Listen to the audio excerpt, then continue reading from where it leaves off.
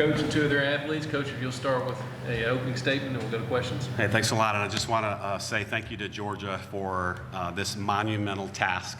So thank you to everybody, grounds crew, SID, promotions, ticketing, event management, and the SEC. So to bring all 15 schools together in a tournament like this is just like softball heaven. So we're really going to enjoy the time here. But you know, you could see why that young lady won 20 games in the regular season. She's very she's like the crafty lefty that you talk about, and that is exactly her. And I thought we hit the backside of the ball a couple times, these two especially, that were really good at bats. I was worried if we were going to start pulling everything and rolling over, because that's kind of what she wants. But they stayed behind the ball and got it in the gap, and Brisky did the rest. I will start with questions.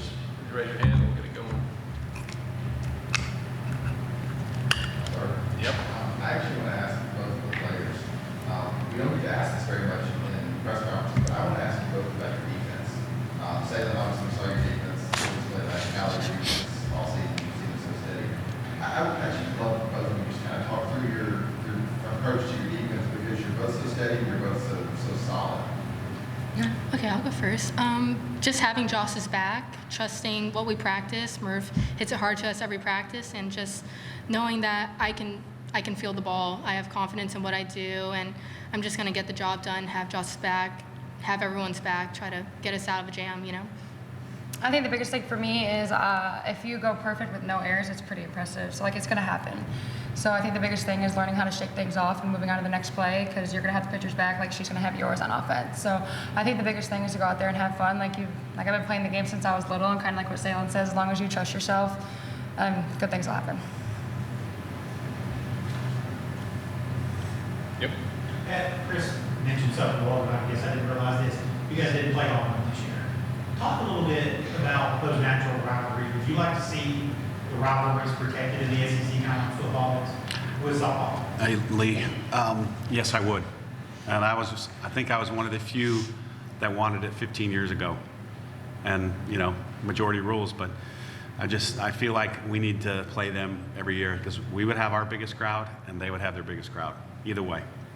And we'll try to play in a year that we don't play, you know, non-conference wise, or maybe do it at a neutral site and get a really, really, really big crowd. But I would prefer to do it. Yep. Coach, I guess kind of a big picture question. There were some questions earlier about, you know, Oklahoma being here, being in the league, the four-time defending champion. So you guys took 2 out of 3 from them. But did Oklahoma, Texas, do you feel like they raised the bar that much in the SEC? What would you say about their addition to the league and what it could mean for this tournament, I guess? Well, I think, you know, when they played for the national championship, 2 out of the last 3 years, I think, just immediately it raises the bar for everybody.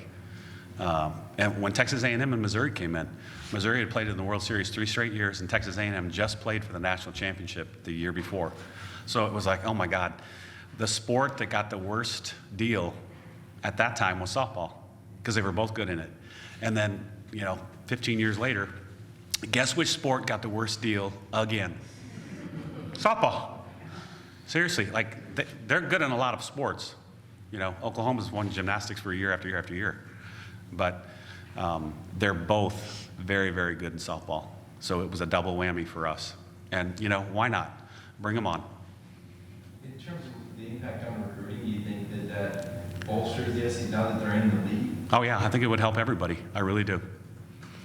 With the coverage, with you guys, with the SEC network, with everything, the weather, you know, the facilities, the football, it's a perfect storm for a really good sport in the South.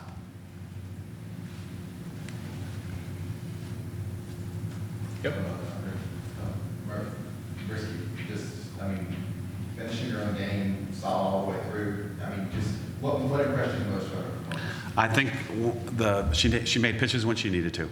That was the big key. She got Isis on a strikeout, and the last young lady, I think at one point, they led the country in comeback wins. I saw it on TV, I think it was like 16. They were either tied for first or in first place. And that was going through my mind right then and there, believe me. But she made a good pitch when she needed to against two really good hitters. And that is maybe something that we've been missing. But along with the defense, which I think I saw you at Clearwater, maybe, maybe not, but it was not good. And they have improved. They worked hard. They have not given up. You saw it tonight. Both the pitching and the defense was very solid. No errors. She only walked 3, but she had 8 Ks. Yep. I guess I'd ask you about Vandergrift. I mean, she's local. She's from right around here, Prince Avenue. Can you talk about her recruitment and gosh, she's sitting over 400, and as big as she is, she's on the line. Yeah, she's just a great athlete, just a thoroughbred. And, brother was a quarterback, sister is an outside hitter at Eastern Kentucky, so 3 Division I athletes in the family. Dad's coached probably 6 to 7 state championships in football. I mean, that's what you want, a coach's kid. So she's very level-headed, very hardworking. Everybody loves her. Great teammate, great young lady. I mean, the sky's the limit for her. And, I saw her, I think, in 8th grade, and she 2-hopped the ball to second base and beat it out. And I was like, okay, that's it. That's all I need to see. That was it. The last girl that did that was Brittany Rogers, who was also from Decula, who was a 4-time All-American in Alabama. She did that one year at the Canada Cup, and that was it for me. So Audrey's got that type of speed. Yep. For Salem and Cali, in a game where you're playing Auburn, you're in the SEC tournament, what were you focusing on today to make sure that you all were successful? I kind of talked about this a couple minutes ago over there at the stage, but I think it's just going out there and having fun. I think that's the biggest thing is in these moments, sometimes the pressure can get a little too high and the moment can get too big. But as long as you remember that the game is fun and you go out there and enjoy each other and know that everybody has each other's back, Salem has Brisky has Salem, like stuff like that, it'll be fun and we'll get the win. I don't really think much when I go out there, honestly. I like to just have fun. Like Callie said, it's a game. We all wanted to play this. We're in the spot that we wanted to be since we were little girls, and we're finally able to embrace this. We're college athletes, and it's just, we're enjoying. We're in the SEC tournament. It's nothing better than this, just play your game, have fun, have your teammates' backs, and let's go win a game. It's one game at a time, and this was our mission for the day, win today, and then we'll win tomorrow.